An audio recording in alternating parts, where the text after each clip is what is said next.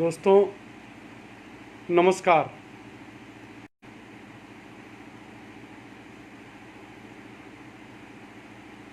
दोस्तों नमस्कार। जय हिंद, जय भारत, वंदे मातरम। मित्रों, आज फिर से मैं फेसबुक लाइव आया हूँ। जैसा मैं पिछले ये मेरा 7वां सप्ताह है।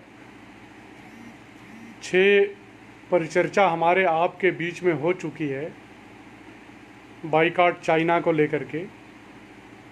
ये 7वीं परिचर्चा हमारे आपके बीच में हो रही है। आइए आप लोग फेसबुक लाइव जुड़िए और हम और आप वार्ता करेंगे। उसके पहले देवादिदेव महादेव भगवान भोलेनाथ का पवित्र मास श्रावण मास स्टार्ट हो चुका है। उस श्रावण मास के पावन पर्व पे मैं सभी सनातनियों को, सभी अपने हित मित्रों को, सभी हिंदू धर्मावलंबियों को इस पावन सनातन संस्कृति के पर्व पे, जो श्रावण मास का पर्व चल रहा है, मैं सभी को हार्दिक शुभकामनाएं और ईश्वर से ये प्रार्थना करता हूँ, भगवान भोलेनाथ जी से, जिन्होंने जब इस संसार में समुद्र मंथन हो रहा था तो भगवान ने विष को अपने कंठ में धारण करके देवताओं को इस आपत्ति काल से मुक्त किया था। उसी प्रकार ये जो संकट अभी मानव जाति पे आया है,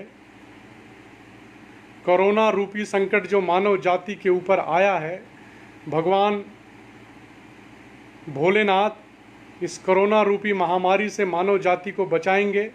मैं उनके श्री चरणों में ये प्रार्थना करता हूँ और सभी सनातनियों का मैं अपने हृदय से अभिनंदन और वंदन करता हूँ। मित्रों, जैसा कि सभी को पता है कि आज दिवंगत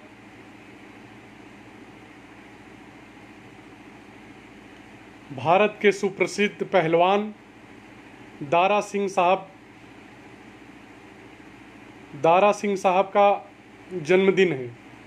हम सभी लोग टीवी धारावाहिक रामायण में उनकी प्रतिभा को देखे हैं। हमारे आपके बीच में जो भगवान की छवि उभर के आई हनुमान जी की, वो दारा सिंह साहब ने जो किरदार निभाया, एक आधुनिक छवि उभर के आई। मैं ऐसे पुण्यात्मा को अपनी तरफ से प्रणाम करता हूँ और सभी सनातनियों की तरफ से मैं उस पुण्यात्मा को नमन करता हूँ। उसके साथ ही मित्रों, आज देश के एक महान लेखक थे जिनका नाम दुर्गा प्रसाद खत्री था। उनको भी मैं कोटि कोटि वंदन और नमन करता हूँ। मित्रों, हम सबको पता है, हम सभी लोग जान रहे हैं कि जिस प्रकार चाइना ने 1962 से और 2014 तक लगातार जो चीज़ें की, अतिक्रमण करने की जो उसकी मानसिकता थी, दूसरे देशों की ज़मीन पे अतिक्रमण करना, दोस्तों 2014 के बाद उस मानसिकता पे पहली बार रोक लगी। 2014 में जब नरेंद्र मोदी जी प्रधानमंत्री चुन के आए तो 2016 में डोकलाम के अंदर चाइना ने जो किया, उससे उसको मुंह की खानी पड़ी और वापस जाना पड़ा। फिर 4 साल बाद पूरी तैयारी करके वो चाइना आया और इस बार वो ये ठान के आया था कि मैं वापस नहीं जाऊंगा। लेकिन दोस्तों, जब देश में राष्ट्रवादी सरकारें रहती हैं जो अपनी जनभावनाओं के अनुरूप कार्य करती हैं, जिनको जो इस तरह की सरकारों को चुन करके आपने बैठाया है वहाँ, तो वो क्या कार्य करती हैं ये भी आप देखिए।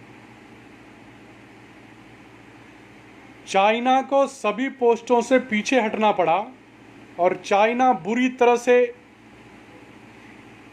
बौखलाया, लेकिन कर कुछ नहीं पाया। हमारे प्रधानमंत्री जी लेह लद्दाख बॉर्डर पे जाकर के अपने दिवंगत वीर सैनिकों को, जिन्होंने भारत भूमि के लिए अपने प्राणों को न्यौछावर किया, लेह लद्दाख जाकर के बॉर्डर पे उनको श्रद्धांजलि दी।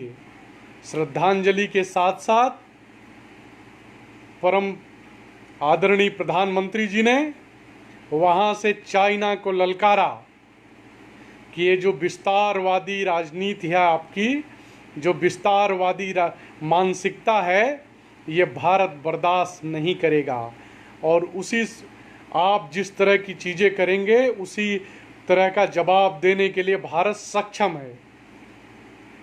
और उसका असर देखिए मित्रों, 15 दिन के अंदर अंदर, मात्र 15 दिन के अंदर अंदर अब चाइना पूरी तरह से लेह लद्दाख गलवान सब जगह से पीछे हट के भाग रहा है। जो लोग ये प्रश्न खड़ा करते थे, जो पार्टियां, मैं तो बोलता हूं अपने हर बार के उसमें मैं बोलता आया हूं कि चाइना और पाकिस्तान कुछ बॉर्डर के उस पार हैं, कुछ बॉर्डर के इस पार हैं। जो इस पार चाइनीज बैठे हुए थे वो प्रश्न पे प्रश्न खड़े करते जा रहे थे, प्रश्न पूछते जा रहे थे। वो सोच रहे थे कि हिंदुस्तान के रहने वाले लोग भारतवंशी विचलित हो जाएंगे और सरकारों के विरोध में उतर आएंगे, सरकारों का विरोध करने लगेंगे। लेकिन ऐसा हुआ नहीं। उन वामपंथी विचारधारा वालों लोगों का मंसूबा धरा का धरा रह गया। नरेंद्र मोदी जी ने वो कर दिखाया। शायद 62 के बाद इस देश में पहली बार ऐसा हुआ है, पहली नहीं दूसरी बार ऐसा हुआ है कि चाइना को अपने कदम पीछे खींचने पड़े हैं। पहली बार डोकलाम में और दूसरी बार गलवान घाटी से अपना पैर पीछे खींचना पड़ा है। सरकारें अपने स्तर पे निपटेंगी। जो राष्ट्रवादी सरकार हमने आपने चुन के दिया है वो अपने स्तर पे निपटेंगी, लेकिन हमारा आपका जो कार्य है, जो दायित्व है, जो प्रधानमंत्री जी का स्वप्न है आत्मनिर्भर भारत का, उसको साकार करने का संकल्प एक एक जन को लेना है, एक एक व्यक्ति को लेना है। उस आत्मनिर्भर भारत को साकार करने का स्वप्न हमको आपको रोज अपने अंदर पालना है, जीना है और जी करके उसको हकीकत में अपने देश में खड़ा करना है। वो आत्मनिर्भर भारत का सबसे बड़ा जो स्वरूप है वो हमारी बाजारों में, हमारे मार्केट में जो हमारे लोग, हमारे अपने लोग जो प्रोडक्ट तैयार करते हैं, वो घरेलू से लेकर के जो घर में यूज होने वाली चीज़ें हैं रोज़मर्रा की, उससे लेकर के हम लोग जो लग्जरी आइटम तक खरीदते हैं, ये सब हम अपने लोगों की बनी हुई चीज़ों को इस्तेमाल करेंगे और खरीदेंगे। जो अभी हमारे पास चीज़ें नहीं हैं, जो उपलब्ध नहीं हैं, वो हम किसी और देश का खरीदेंगे, किसी और देश का लेंगे, लेकिन चाइना का नहीं लेंगे। हमारा नारा है सस्ता लेंगे, महंगा लेंगे, लेकिन चाइना का सामान नहीं खरीदेंगे, नहीं लेंगे। ये संकल्प लेना है। तभी हमारे जो 20 जवान गलवान घाटी में शहीद हुए हैं, उनको सच्ची श्रद्धांजलि हम दे सकते हैं। उन भारत माता के सपूतों को हम तभी सच्ची श्रद्धांजलि अर्पित कर सकते हैं। उस बिहार रेजिमेंट के हमारे नौजवानों को, हमारे भाइयों को तभी हम सच्ची श्रद्धांजलि अर्पित कर सकते हैं जब हम पूरी तरह से इस चाइना का बॉयकॉट करें।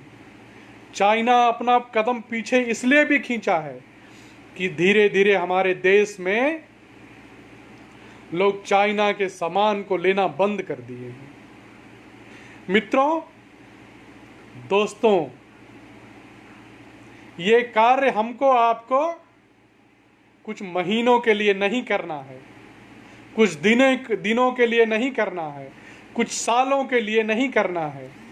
ये संकल्प दृढ़ संकल्प में परिवर्तित होना चाहिए कि हम अपने बने हुए, अपने भारत में बनी हुई चीज़ों का इस्तेमाल करेंगे और चाइना का एक भी चीज़ हम अपने जीवन में एक भी चीज़ लेंगे नहीं, एक भी चीज़ इस्तेमाल नहीं करेंगे। चाइना को हम अपने बाज़ारों से उखाड़ के फेंक देंगे। चाइना को हम अपने बाज़ारों से पूरी तरह से समाप्त करेंगे, अपने जीवन से पूरी तरह से चाइना को समाप्त करेंगे। ये कोई 10-5 दिन, महीने, 2 महीने का खेल नहीं है कि आज चाइना शांत पड़ गया तो हम और आप फिर से चाइनीज चीज़ों को खरीदने लगे। भारत को सुदृढ़ बनाने के लिए, आने वाले भारत के भविष्य को, भारत को विश्व गुरु बनाने के लिए, भारत के प्रधानमंत्री के स्वप्न को साकार करने के लिए एक एक जन को ये आंदोलन बनाना पड़ेगा। ये जन आंदोलन में इसको परिवर्तित करना पड़ेगा। प्रधानमंत्री जी के स्वप्न को साकार करने के लिए हमको आपको संकल्पित होना पड़ेगा कि हम और आप भारत में बनी हुई चीज़ों, भारत में निर्मित चीज़ों को, अपने भाइयों की बनी हुई चीज़ों को ही रोज़मर्रा की चीज़ों से लेकर के और हम जितनी चीज़ें खरीदते हैं उन्हीं की खरीदेंगे। 19-20 होंगी, धीरे धीरे क्वालिटी सुधरेगी। जब हम अपने लोगों की चीज़ें लेंगे तो डिमांड बढ़ेगी, डिमांड बढ़ेगी तो अपने आप चीज़ें धीरे धीरे सुधरने लगेंगी। हमको आपको ये संकल्पित होना है, ये दृढ़ विश्वास अपने अंदर रखना है, अपने आने वाले बच्चों के भविष्य के लिए, भारत माता की भविष्य के लिए फिर से कोई भारत माता की सेवा करते हुए ये चाइना के झड़प में शहीद ना हो। इसलिए चाइना को पूरी तरह से अपने बाजारों से उखाड़ फेंकना है, उसी तरह से उखाड़ फेंकना है जिस तरह से जापान ने अमेरिका को उखाड़ फेंका अपने बाजारों से। अमेरिका जापान में आज एक सुई बेचने के लिए भी तरस रहा है, एक सुई भी नहीं वहां बेच सकता। पिछले 40-50 सालों में जापान के अंदर चाइना एक सुई नहीं बेच पाया। वही चीज, वही संकल्प हम भारतवासियों को भी लेना है कि चाइना का एक भी सामान हम यहाँ यूज नहीं करेंगे। जैसे जैसे बॉयकॉट चाइना का सोशल मीडिया से लेकर के हकीकत में ये होता जा रहा है, वैसे यहाँ बसने वाले, यहाँ रहने वाले चाइनीज परेशान हो रहे हैं। वो प्रश्न पे प्रश्न उठाते जाएंगे, प्रश्न पे प्रश्न खड़ा करते जाएंगे। उसके पीछे की उनकी मंशा को समझिए, किस तरह के प्रश्न खड़ा कर रहे थे। अब उन प्रश्नों से को भी छोड़ के भागने लगे। उन्होंने देखा कि चाइना ने अपना कदम पीछे खींच लिया, चाइना तो पीछे भाग रहा है। जैसे ही चाइना पीछे भागने लगा, यहाँ जो लोग चाइना के पक्ष में प्रश्न पूछ रहे थे, उनकी बोलतियाँ 2 दिन से, 3 दिन से, 4 दिन से, 5 दिन से आप देख लीजिए, ऑब्जर्व करिए, वो उनका मुंह बंद हो गया। अब वो क्या सवाल खड़ा कर रहे हैं? कोविड पे और चीज़ों पे सवाल खड़ा कर रहे हैं, लेकिन चाइना पे सवाल खड़ा करना बंद कर दिए। ये भारत में बसने वाले जो चाइनीज हैं, भारत में वो लोग प्रधानमंत्री जी पे हमेशा प्रश्न खड़ा करते हैं। लोकतांत्रिक व्यवस्था में प्रश्न खड़ा करना विपक्ष का दायित्व है, लेकिन प्रश्नों की मर्यादा होती है। इनको यह बर्दाश्त नहीं हो रहा है कि एक सनातनी व्यक्ति किस प्रकार प्रधानमंत्री के पद पे 2-2 बार विराजमान हो गया। इनको तो ये आशा थी कि एक बार 2014 में चुनाव जीत गए हैं, दूसरी बार ये चुनाव नहीं जीत सकते। लेकिन जब ये झटका लग गया 2019 में कि 2014 से भी बड़ी जीत सनातनियों ने वहां बैठे हुए व्यक्ति को दी, तो ये बौखला गए हैं। इनका मानसिक संतुलन खो गया है। इनकी बातों का जवाब देने की जरूरत नहीं है। हमको, आपको, जिनको हमने अपने वोटों से चुन करके वहां बैठाया है, उनके ऊपर हिंदुस्तान के सभी सनातनियों को पूर्ण रूप से विश्वास है। ये अटल विश्वास है कि वहां बैठा हुआ व्यक्ति हमारे आपके वोट का हमारे आपके वोट के महत्व को समझता है। किन लोगों ने हमको वोट दिया है और किस लिए दिया है। मैं पिछली बार आपको बताया था, पिछले एपिसोड में, कि वो व्यक्ति वहां बैठ करके सनातन के प्रति किस तरह की निष्ठा का पालन करता है, किस तरह की निष्ठा दिखाते हैं। आप कल्पना करके देखिए कि 2014 से पहले जो लोग बैठते थे, उन लोगों की भाषाएं क्या थी। इस देश में पहला हक किसका है? प्रधानमंत्री के पद पे बैठे हुए लोग इस तरह की भाषा का प्रयोग करते थे 2010 से पहले, 2014 से पहले। लेकिन 2014 के बाद देखिए वो प्रधानमंत्री क्या करते हैं, किस तरह की चीजों को करते हैं। हमको, आपको, वर्तमान सरकार जो बैठी हुई है, वो भारत के हित को, हमारे आपके हित को सबसे ज्यादा समझने वाली है। वो इनकी तरह नहीं है कि बंटवारे में एक हिस्सा मैंने डाला था, वो मीडिया में बहुत चला, लोगों ने भी उसको चलाया। अगर चाइना से ये प्रॉब्लम नहीं होता तो हमको, आपको ये पता ही नहीं चलता कि महाराजा बलि के बाद सबसे ज्यादा जमीनों का दान करने वाले पंडित नेहरू थे। भारत भूमि को विखंडित करने वाले,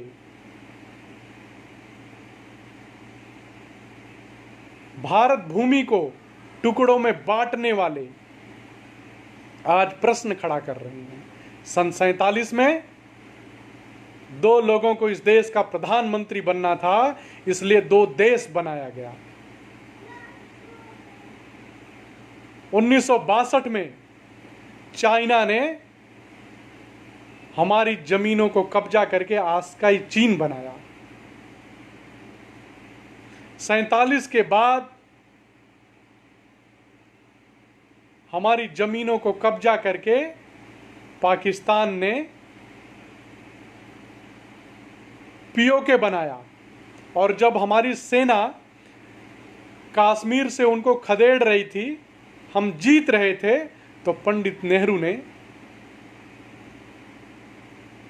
युद्ध विराम की घोषणा करके और समझौते में पीओके उनको दे दिया। तो मैंने एक व्यंग किया था, हमको आपको ये पता ही नहीं चलता अगर इतना सब कुछ नहीं होता तो। अभी जन जन को पता चला कि महाराजा बलि के बाद भारत भूमि का सबसे बड़े दान करने वाले पंडित नेहरू थे। आप इतिहास उठा के देखिए कि किस तरह की चीजें होती थी, और लोग प्रश्न खड़ा करने के लिए, उसी परिवार के लोग प्रश्न खड़ा करने के लिए तैयार रहते हैं। किस किस तरह का प्रश्न खड़ा किया गया? प्रधानमंत्री जी की बातों पे विश्वास नहीं किया गया, उनको विश्वास कर ही नहीं सकते। विश्वास उनको चाइना पे है, चाइना जो बोल रहा है उस पे उन्होंने प्रश्न खड़ा किया। उनकी स्थिति विक्षिप्त हो गई है। हमको आपको उनकी बातों का जवाब देने की जरूरत नहीं है, लेकिन जवाब तो देने की जरूरत नहीं है, लेकिन इन शब्दों को कभी भूलने की भी जरूरत नहीं है। हमारी आपकी मेमोरी बहुत शार्ट होती है, थोड़े दिनों में हम चीजों को भूल जाते हैं। आप इन चीजों को याद रखिएगा कि जब युद्ध काल की स्थिति थी चाइना से, तो विपक्ष में बैठे हुए लोग किस तरह के प्रश्न खड़ा कर रहे थे और उससे किसको फायदा हो रहा था, किन लोगों को उसका फायदा हो रहा था। जब आर्टिकल 370 हटा तो किन के प्रश्नों को लेकर के यूएन में पाकिस्तान गया था, और चाइना अभी किन के प्रश्नों को लेकर के अपनी मीडिया में हो हल्ला किया, प्रचलित किया गया। तो हमको आपको अपनी मेमोरी में ये सब चीजें फिट रखनी है कि किस प्रकार की घटनाएं होती हैं, कि एक सनातनी जब बैठा हुआ है 1000 बरस बाद, जब एक सनातन धर्म का व्यक्ति हिंदुस्तान की गद्दी पे बैठता है, तो ये जयचंद किस तरह से बौखला जाते हैं, किस प्रकार आडंबर फैलाने का ये जयचंद काम करते हैं। लेकिन इन जयचंदों की एक चल नहीं रही है। लोग इनकी बातों पे विश्वास करना बंद कर दिए हैं और ये तड़प रहे हैं, तरह तरह की चीजें कर रहे हैं, सब चीज करके देख लिए, और भी नई नई चीजों का प्रयोग ये करेंगे। हमको आपको इन जयचंदों से सतर्क रहना है। ये जयचंद, इन्हीं जयचंदों की वजह से 1000 वर्ष भारत गुलाम रहा, और 1000 वर्ष के बाद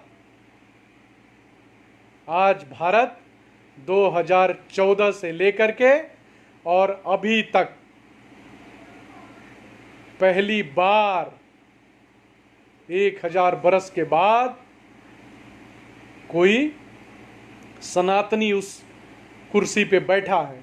हमारा आपका दायित्व तो और बढ़ जाता है। हमारा आपका दायित्व इसलिए और बढ़ जाता है कि हमको आपको जातियों में विखंडित नहीं होना है। ये जातियों का खेल कर रहे हैं। जिस प्रकार से इन्होंने आजादी के बाद से जातियों में बांट करके देश पे राज किया, इन वामपंथी विचारधारा वालों ने, मैं वामपंथी विचारधारा बोलता हूं तो यही विचारधारा कांग्रेस की भी है। इससे विचारधारा से कांग्रेस अलग नहीं है। कांग्रेस और वामपंथी विचारधारा एक ही है। तो ये जातियों में विखंडित करके हिंदुओं को किस तरह से राज इन्होंने किया। अब हमको आपको ये सतर्क रहना है कि हम और आप जातियों में विखंडित नहीं होंगे, इनकी चालों में नहीं आएंगे। हम अपने निज कर्म को करते रहेंगे, जो जिसका कर्म है, जिस प्रकार भी हम करते हैं अपनी दिनचर्या को करते रहेंगे, लेकिन हम जाति द्वेष में नहीं फंसेंगे। इनकी पूरी चाल अब सिर्फ जाति द्वेष पे आकर के रुकी हुई है। कि जब तक जातियों में हिंदुओं को विखंडित नहीं करेंगे तब तक ये सनातनी जो बैठा हुआ है इसको हम हटा नहीं सकते, इसको हम परास्त नहीं कर सकते, इससे हम पार नहीं पा सकते। इसलिए वामपंथी विचारधारा के लोग, अब इनका एक ही हथियार है कि हमको, आपको, हिंदुओं को ये जातियों में विखंडित करना सोचेंगे। उसकी चालें चल रही हैं।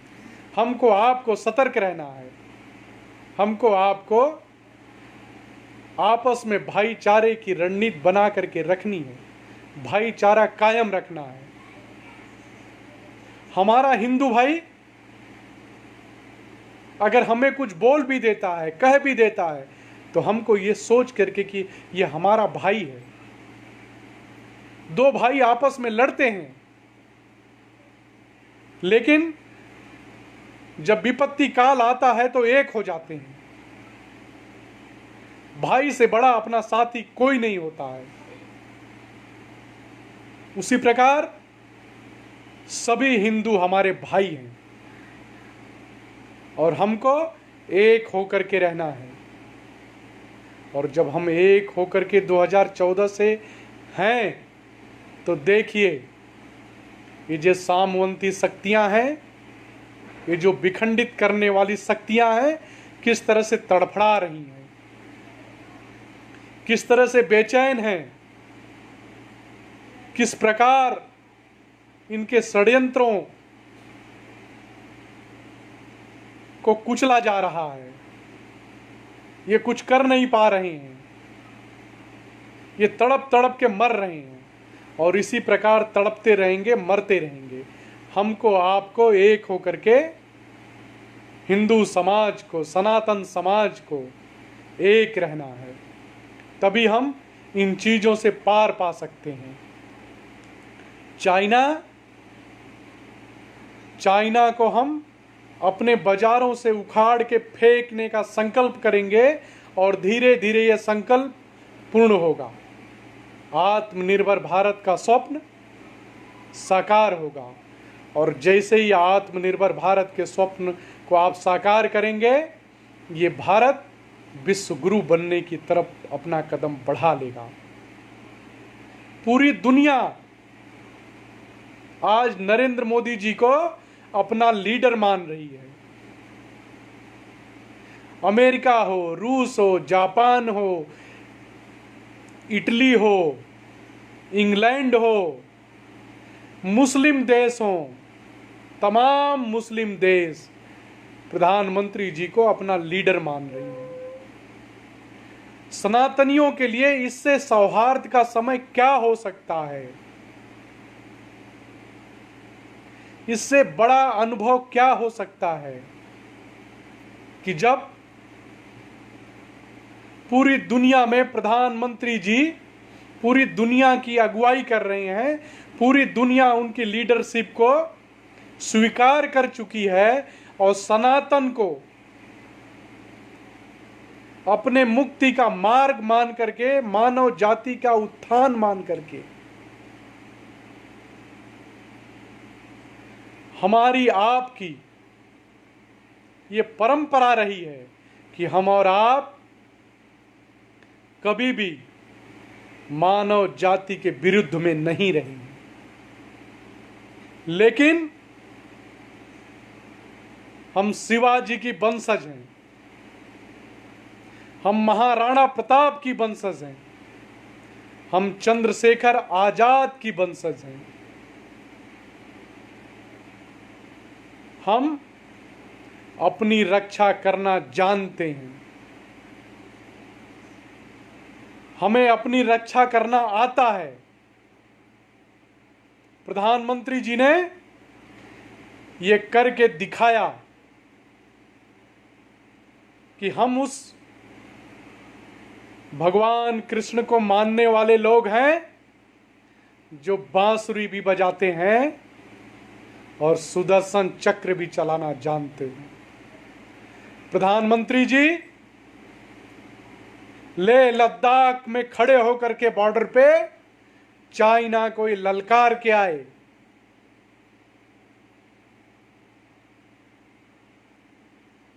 कि हम मानव जाति की सेवा भी करना जानते हैं और अपने स्वाभिमान की रक्षा भी करना जानते हैं। चाइना की जो ये विस्तारवादी मानसिकता है, उस मानसिकता को प्रधानमंत्री जी ने ध्वस्त कर दिया। लेह लद्दाख में खड़े होकर के प्रधानमंत्री जी ने चाइना की उस मानसिकता को ध्वस्त करके आए। और आप देखिए उसका कारण, देखिए प्रधानमंत्री जी जब ललकार के आए कि हम बांसुरी भी बजाना जानते हैं और सुदर्शन चक्र भी चलाना जानते हैं, तो देखिए चाइना कैसे तड़प के पीछे हट गया, किस प्रकार पीछे भागा वो। हम युद्ध करना नहीं चाहते, प्रधानमंत्री जी ने बताया कि लेकिन जो युद्ध करने का इच्छुक हो उसको हम छोड़ेंगे भी नहीं। ये प्रधानमंत्री जी लेह लद्दाख में बता के आए और देखिए उसका नतीजा। ये वामपंथी जो चाइना भारत में बसता है, जो चाइना पाकिस्तान भारत में बसता है, उन वामपंथियों को किस प्रकार की तकलीफ होने लगी। उनके प्रश्न गायब हो गए। अब जब चाइना पीछे हटने लगा तो उनके पास कोई प्रश्न ही नहीं बचा है, वो मुंह छुपाते भाग रहे हैं। उनके पास बोलने के लिए कुछ बचा ही नहीं है।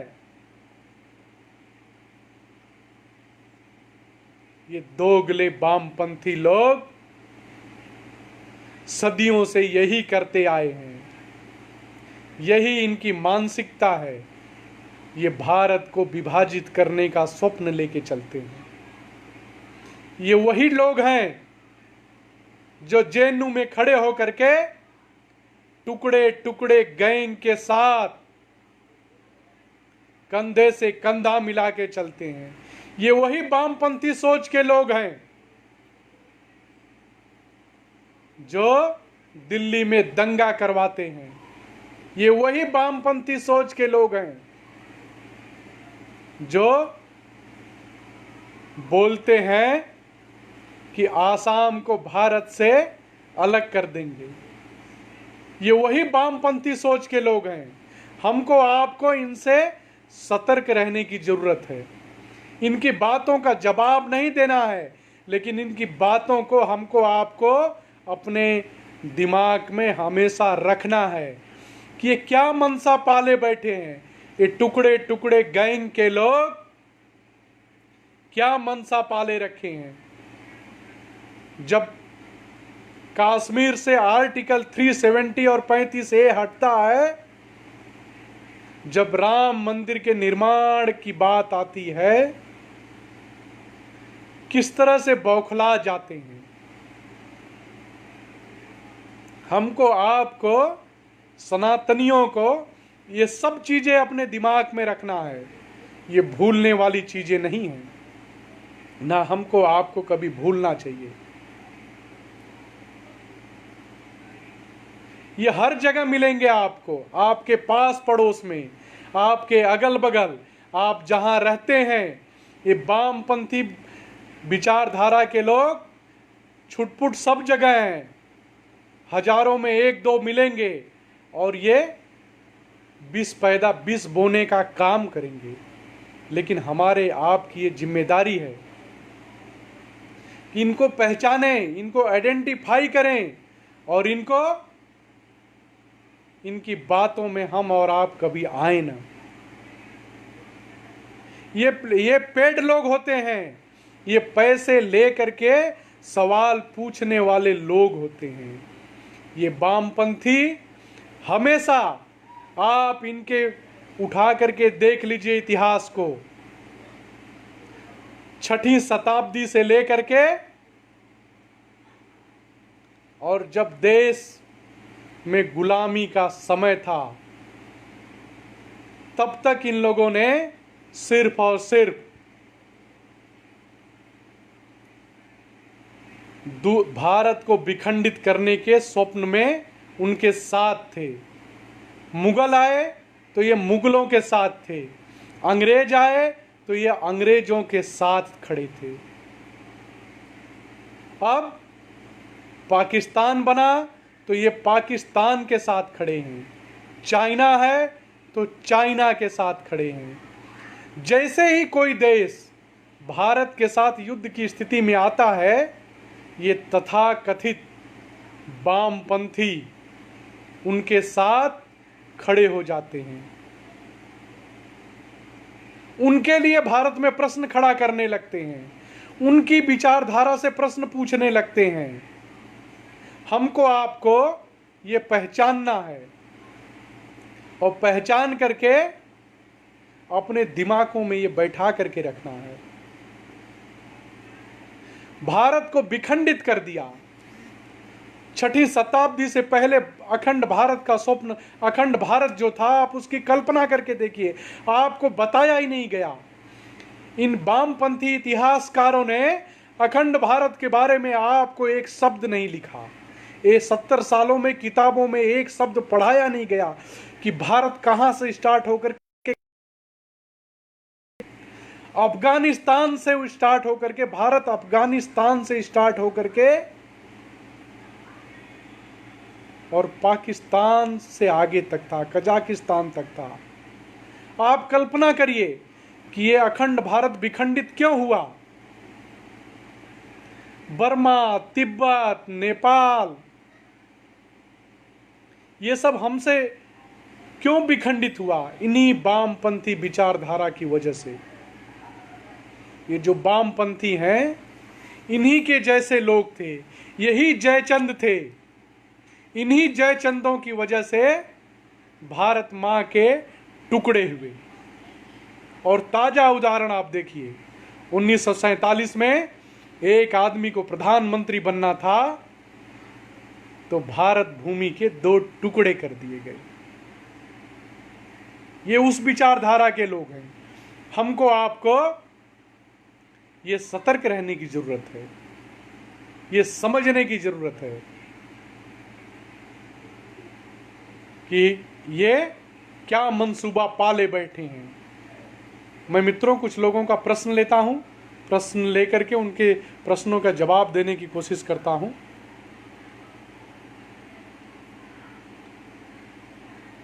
संगीता सेठ, क्या ये मोदी जी की दूरदर्शिता है? बिल्कुल संगीता सेठ जी, अगर मोदी जी की ये दूरदर्शिता नहीं होती तो 2014 से पहले के भारत के बारे में आप सोच के देखिए, किस तरह के निराशा के माहौल में हम जी रहे थे। सेनाओं ने यह बोल दिया था कि हमारे पास 10 दिन से ज्यादा लड़ने के लिए गोला बारूद नहीं है, और आज प्रधानमंत्री जी की दूरदर्शिता के कारण 6 महीने का गोला बारूद हमारे पास इकट्ठा है। जो लोग ये सोच रहे थे कि चाइना यहां तक पहुंच आया है तो कुछ न कुछ ऐसा करेगा कि ये भारत के प्रधानमंत्री जी के ऊपर एक बड़ा कलंक लगेगा। ये मनसा पाल करके बैठे थे लोग, लेकिन जब सनातनियों ने ये ठान लिया, सनातन के ओट से बैठा हुआ व्यक्ति ये संकल्पित किया कि जिन लोगों ने हमको वोट दिया है वो इसलिए नहीं दिया है कि हम बैठ करके यहां पे लोगों के घरों में सिलेंडर पहुंचा करके भारत की सीमाओं को सुरक्षित रखेंगे, लोगों को अनाज पहुंचा करके भारत की सीमाओं को सुरक्षित रखेंगे। सीमाओं को सुरक्षित रखने के लिए गोले बारूद की जरूरत पड़ती है। तो उस प्रधानमंत्री ने लोगों के घर में सिलेंडर भी पहुंचाया, लोगों के घर में बिजली भी पहुंचाया, लोगों के घर को भोजन की भी व्यवस्था की, लेकिन साथ में सीमाओं को सुरक्षित करने के लिए गोले बारूद, मिसाइलें, बम, सबकी व्यवस्था की। इसलिए चाइना को पीछे हटना पड़ा। आज बड़े बड़े देश भारत के साथ खड़े हैं। और कुछ लोगों का प्रश्न लेते हैं। संजय सिन्हा जी, क्या ये मोदी जी की दूरदर्शिता और सफल विदेश नीति है कि आज इस बॉर्डर पे तनाव के बीच में सेना को नए और उत्तम हथियार आसानी से मिल रहे हैं? बिल्कुल, आपका वचन, आपने जो लिखा है, ये प्रधानमंत्री जी की जो विदेश नीति है उसी का कारण है कि पूरी दुनिया प्रधानमंत्री जी को अपना लीडर मान बैठी है। आप ये कल्पना करके सोच सकते हैं, अभी यूएन में पिछले महीने जून के मंथ में यूएन में जब भारत को अस्थायी सदस्यता लेना था, तो यूएन के इतिहास में सबसे ज्यादा वोट अगर किसी को मिला तो इस वर्तमान सरकार के समय में मिला। पूरी दुनिया में आज तक 142 से ज्यादा देशों ने किसी का समर्थन नहीं किया था, लेकिन इस बार 186 देशों ने समर्थन किया।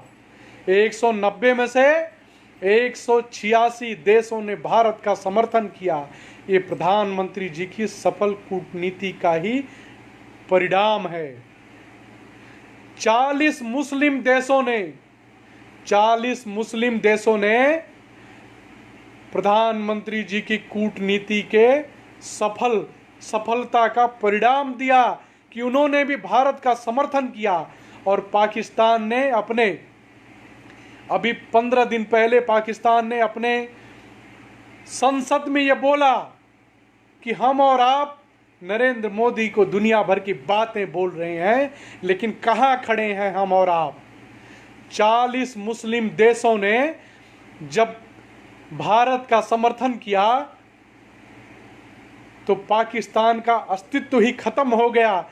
ये बात पाकिस्तान की संसद में खड़े होकर के पाकिस्तान के सांसद ने बोला। लेकिन ये बात हिंदुस्तान में पचेगी नहीं उन वामपंथियों को। ये मोदी जी की दूरदर्शिता और सफल कूटनीति, प्रधानमंत्री जी ने 2014 से लेकर के 2020 के बीच में जो 250 यात्राएं की, उन देशों की यात्राएं की जिन देशों में कभी कोई गया नहीं था। अभी तो बहुत सारी चीजें खुलनी बाकी हैं। चाइना आखिर क्यों घबरा के पीछे हटा?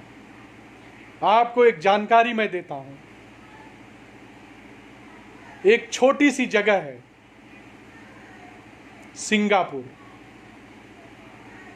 सिंगापुर के बगल में एक छोटी सी जगह है स्लेबस। ये छोटे छोटे दो देश हैं। प्रधानमंत्री जी ने अपनी सबसे पहली यात्रा 2014 में वहां की और उनके 2 बड़े आइलैंड प्रधानमंत्री जी ने खरीदे। मैं आपको बता दूं, वो आइलैंड भारत ने 500 बरस के लिए खरीदे और वहां पे दोनों जगह नेवी बेस बन करके तैयार हो गया है।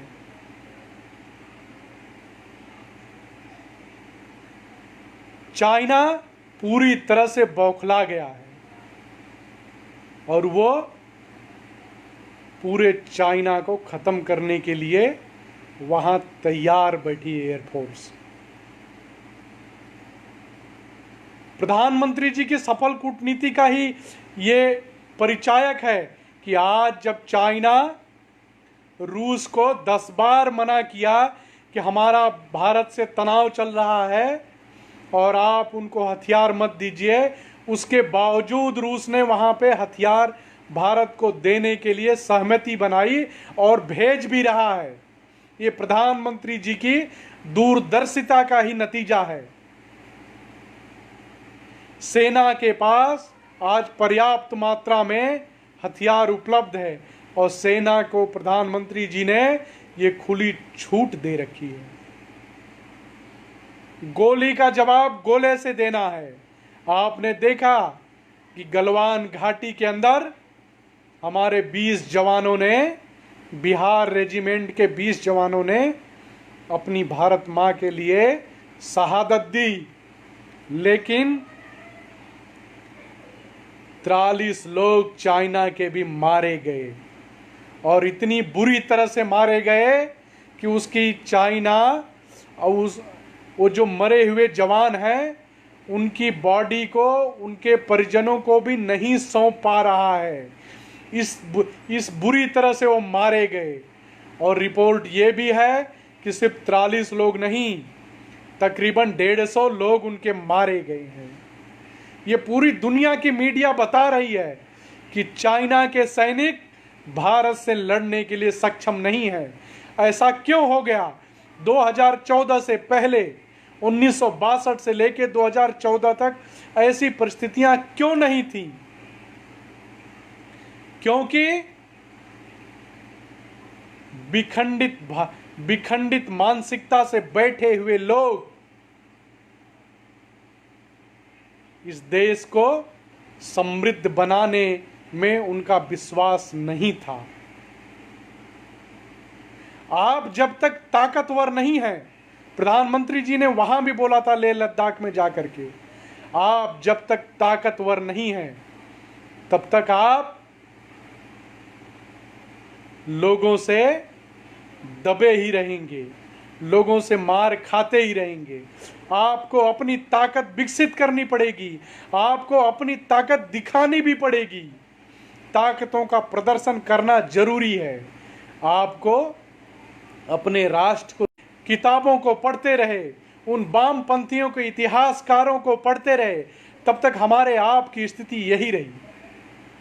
जैसे ही 2014 में आपने सरकारों को बदल दिया और शिवाजी के विचारों वाली सरकार को आपने खड़ा किया, तो देखिए दुनिया में सब कुछ कैसे बदल जाता है।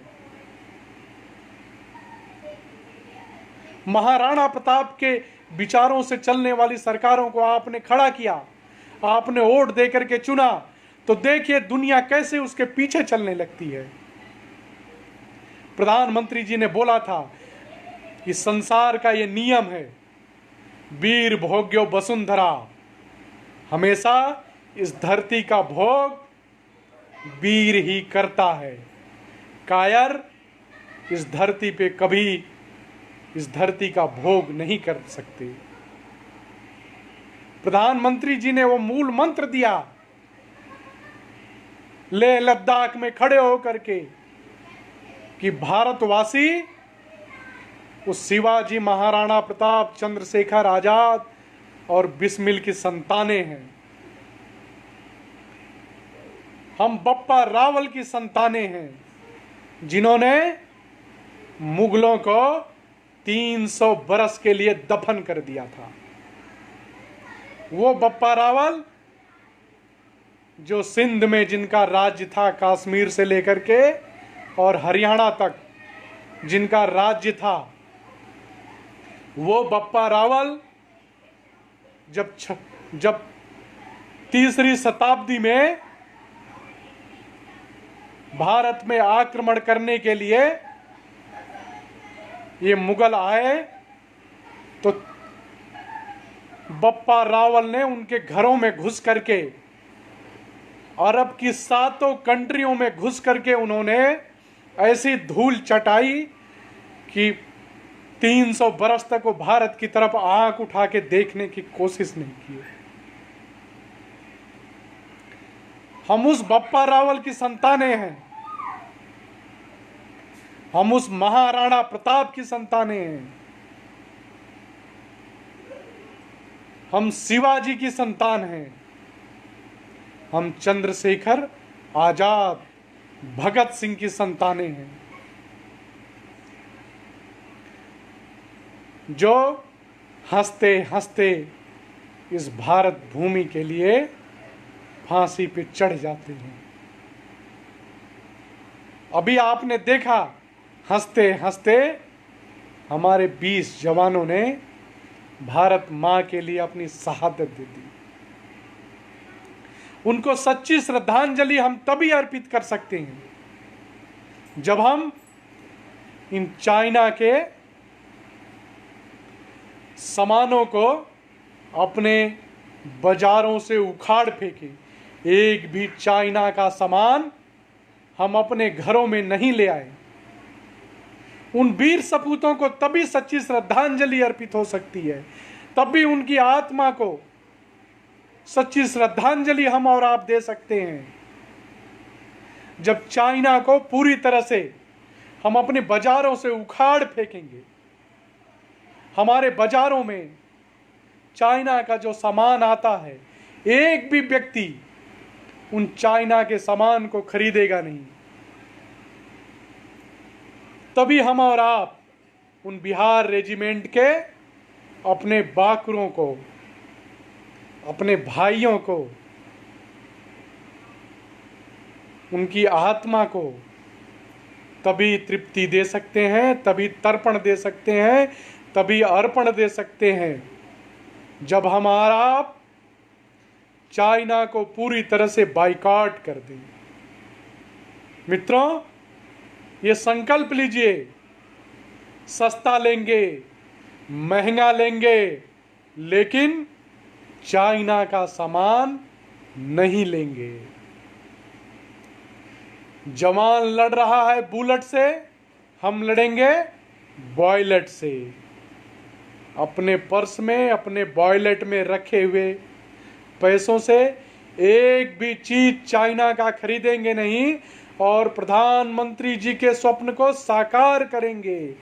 उनके स्वप्न को पूरी तरह से साकार करेंगे। बाइकआउट चाइना,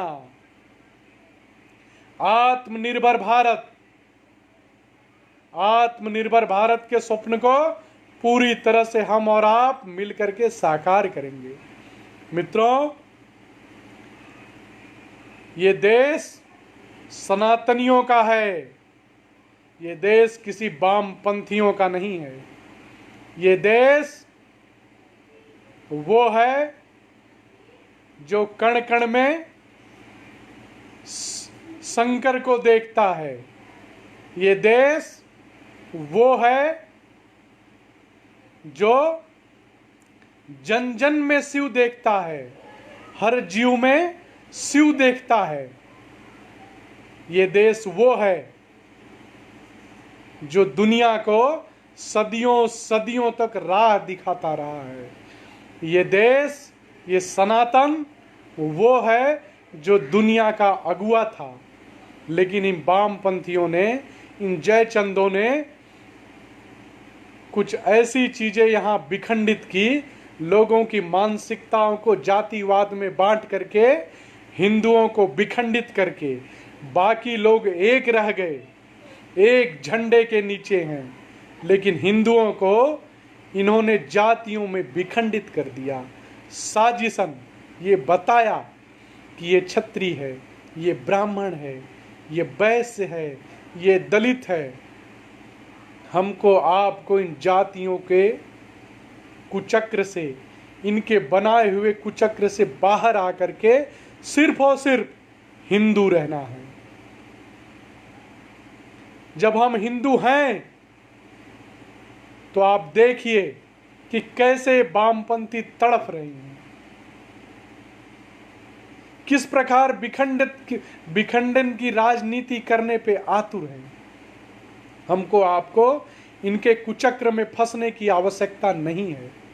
हम और आप ये सक्षम हैं, सनातन ये सक्षम है। किसी की शिक्षा सनातन को लेने की जरूरत नहीं है। दुनिया को सनातन ने सिखाया है और सिखाता रहेगा, एक ही है। हमको आपको सनातन से सीखना है, सनातन से ही लेना है। हमसे आपसे ज्यादा समृद्ध इस दुनिया में किसी के भी ग्रंथ नहीं है। सबसे समृद्ध ग्रंथ दुनिया का हमारा आपका है। हमको आपको अपने ग्रंथों पे, अपने समाज पे, अपने सनातन पे, अपनी हिंदू पद्धति पे गर्व करना है। हमको आपको इन वामपंथियों के कुचक्र में फंसने की आवश्यकता नहीं है। जितना विखंडित होना था हो लिए, जितना खंडित होना था हो लिए। अब भारत मां के लिए, अपने आने वाली संतानों के लिए हमको आपको ये दृढ़ संकल्प लेकर के ये भारत मां को वचन देना है कि हम सनातन की रक्षा करेंगे। सनातन की रक्षा भारत मां की रक्षा है। हमको आपको इसी संकल्प को लेकर के आगे बढ़ना है। कुछ और लोगों का प्रश्न लेते हैं।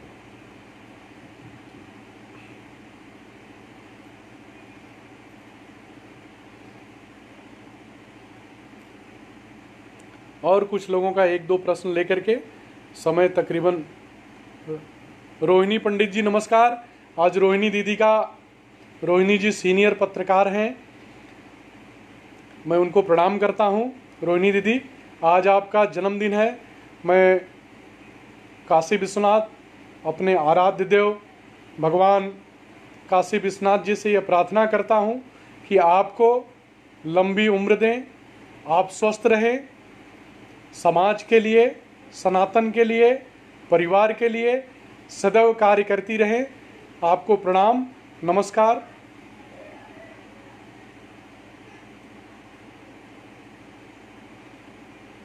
शंकर गुप्ता जी नमस्कार। कैसे हैं शंकर भैया? ईश्वर ठाकुर जी नमस्कार। सूरज मिश्रा जी नमस्कार। त्रिपाठी जी नमस्कार। अतुल जी नमस्कार। संजय शर्मा जी नमस्कार। कैसे हैं संजय भैया? अनूप मिश्रा जी नमस्कार। गोल्डी मिश्रा जी नमस्कार। शक्ति मिश्रा जी नमस्कार। विजय पांडे जी नमस्कार। अंकित कपूर जी नमस्कार। कैसे हैं अंकित भैया? विवेक पांडे जी नमस्कार। कैसे हैं विवेक भैया? संदीप बेदी जी नमस्कार। रेणुका मिश्रा जी नमस्कार। संगीता चौहान जी नमस्कार। नितिन नमस्कार। नितिन जी नमस्कार। संतोष भैया नमस्कार। संतोष दुबे जी नमस्कार। कैसे हैं संतोष भैया? अरुण तिवारी जी नमस्कार। विनोद शुक्ला जी नमस्कार। सुमित वर्मा जी नमस्कार। रविकांत पांडे जी नमस्कार। कैसे हैं रविकांत जी? भागवत भैया नमस्कार। भागवत ठाकुर जी नमस्कार। कैसे हैं भागवत भैया? धर्मपाल नेता जी नमस्कार। नमस्कार। जितेंद्र तिवारी जी नमस्कार। प्रवीण जी नमस्कार। लक्ष्मीकांत दौदरिया जी नमस्कार। प्रणय जी नमस्कार। प्रियंका जी नमस्कार। निखिल जी नमस्कार। संजय भैया नमस्कार। प्रदीप जी नमस्कार। ऐसे बहुत सारे लोगों का है। बिंस अग्रवाल जी नमस्कार। सविता जी नमस्कार। दीपक मिश्रा जी नमस्कार। संजीव भैया नमस्कार। संजीव अग्रवाल जी नमस्कार। मंगेश तिवारी जी नमस्कार। मीनू मिश्रा जी नमस्कार। सभी इंद्रनील भट्टाचार्य जी नमस्कार।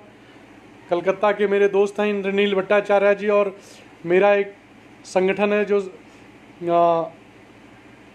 संघ से जुड़ा हुआ है, उसके ये राष्ट्रीय महासचिव हैं इंद्रनील भट्टाचार्य जी। कैसे हैं आप सब लोग? माता जी ठीक हैं? राकेश तिवारी जी नमस्कार। साधना जी नमस्कार। सभी को बहुत मंगेश तिवारी का एक सवाल है, वो लेकर के मैं अपनी बाड़ी को विराम दूंगा। भैया, मोदी जी पे हमें गर्व है, जिन्होंने हमारे लिए देश की सीमा पर जाकर जवानों का हौसला बढ़ाया, कभी किसानों को आर्थिक सहायता देकर उनकी मदद की, और कभी देश की सुरक्षा के लिए चौकीदार बन गए। बिल्कुल मंगेश भैया,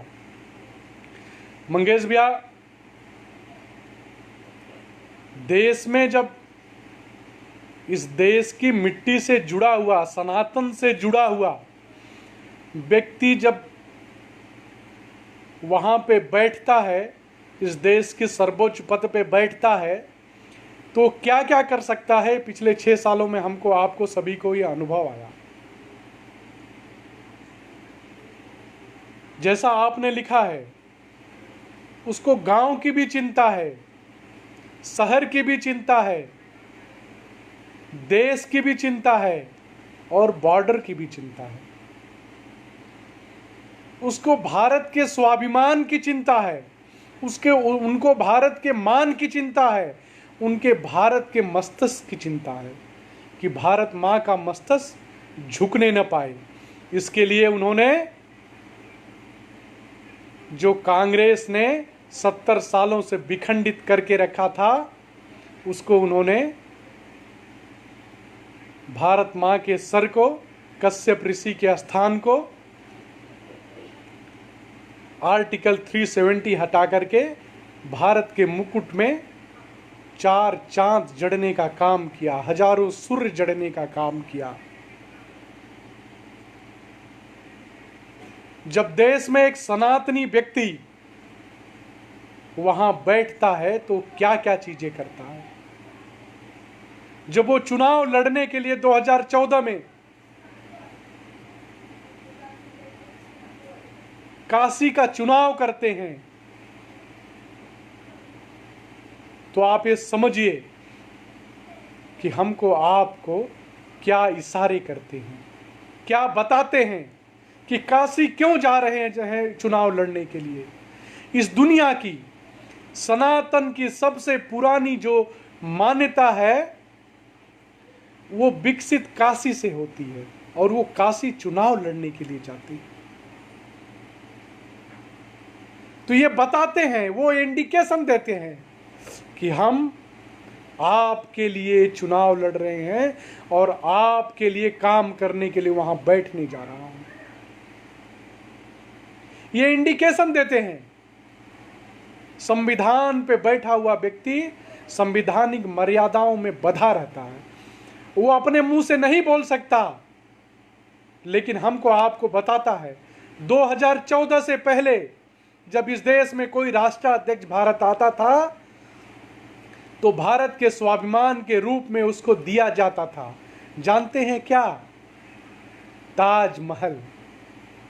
भारत के स्वाभिमान के रूप में ताजमहल उसको एज ए गिफ्ट दिया जाता था। जब कोई भी राष्ट्राध्यक्ष भारत में विजिट करने के लिए आता था तो उसको भारत के स्वाभिमान के रूप में ताजमहल दिया जाता था। लेकिन जब 2014 में प्रधानमंत्री जी के आने के बाद सभी सनातनियों को गर्व होना चाहिए कि अब जितने भी देश में राष्ट्राध्यक्ष आते हैं या प्रधानमंत्री अपनी 250 यात्राओं में जहां भी गए हैं, वहां पे हिंदुस्तान के प्रतीक के रूप में जो सिंबल दिया जाता है वो गीता है। गीता को उनको दिया जाता है। ये चेंज आया और लोग पूछते हैं कि प्रधानमंत्री जी ने किया क्या है। अरे सनातनियों, इन वामपंथियों के चंगुल से बाहर आओ। जिन लोगों ने, आप एक कल्पना करके देखिए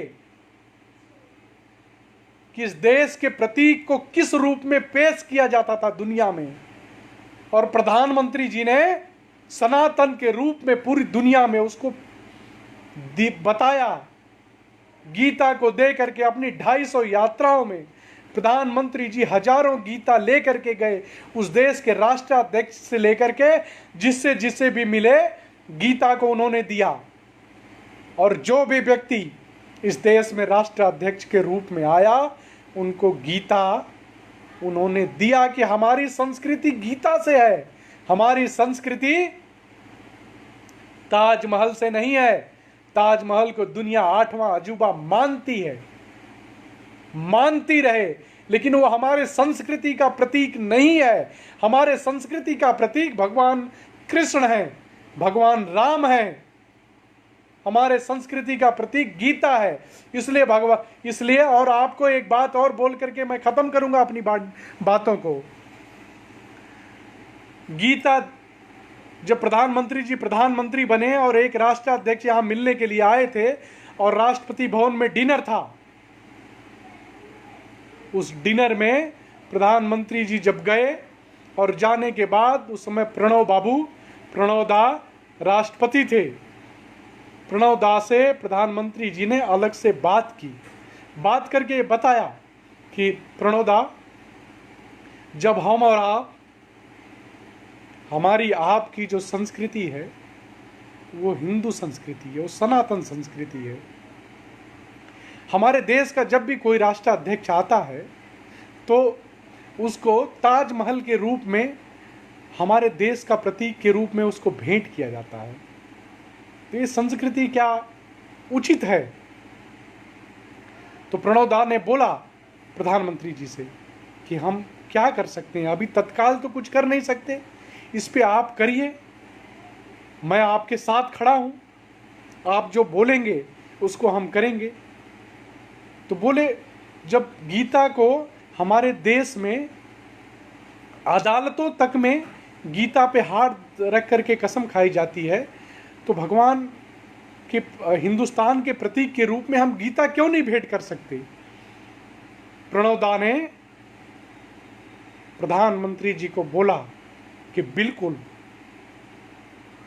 आप उसको करिए, मैं आपके साथ हूं।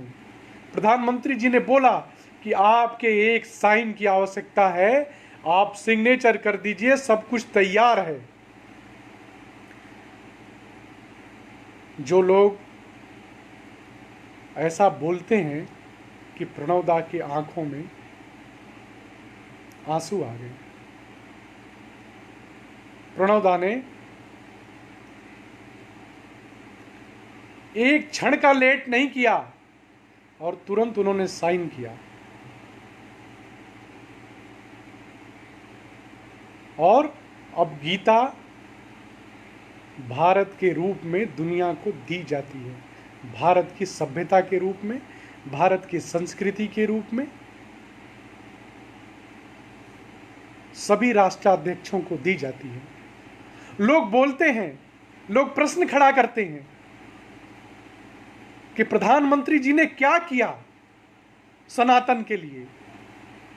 अरे मूर्खों, प्रधानमंत्री जी ने आपको सदियों तक इस सनातन को फिर से जीवित करके दुनिया में बैठा दिया। आप प्रश्न खड़ा करते हो कि प्रधानमंत्री जी ने क्या किया। जरा कल्पना करके देखिए कि किस तरह का कुचक्र चलाया गया था कि हमारी संस्कृति के रूप में लोगों के सामने क्या परोसा जा रहा था, क्या दिया जा रहा था, और किस तरह से बदल गया। हमको आपको विचार करने की आवश्यकता है। संविधान पे बैठा हुआ व्यक्ति संवैधानिक मर्यादाओं में रह करके काम करता है, लेकिन हमारे आपके वोट के महत्व को समझता है। किन लोगों ने वोट हमें किया है, किस मानसिकता से वोट किया है, वो उसी के अनुरूप काम करता है। योजनाएं बनती हैं, विकास होता रहता है। विकास की बातों पे हमको आपको जाना नहीं है। विकास तो निरंतर होने की प्रक्रिया है। हमको आपको इस सनातन संस्कृति को जिंदा रखना है। हम और आप उसके लिए वोट किए हैं, इस दाल चावल के लिए और रोड बनाने के लिए, नाली साफ करने के लिए हम प्रधानमंत्री को वोट नहीं किए हैं।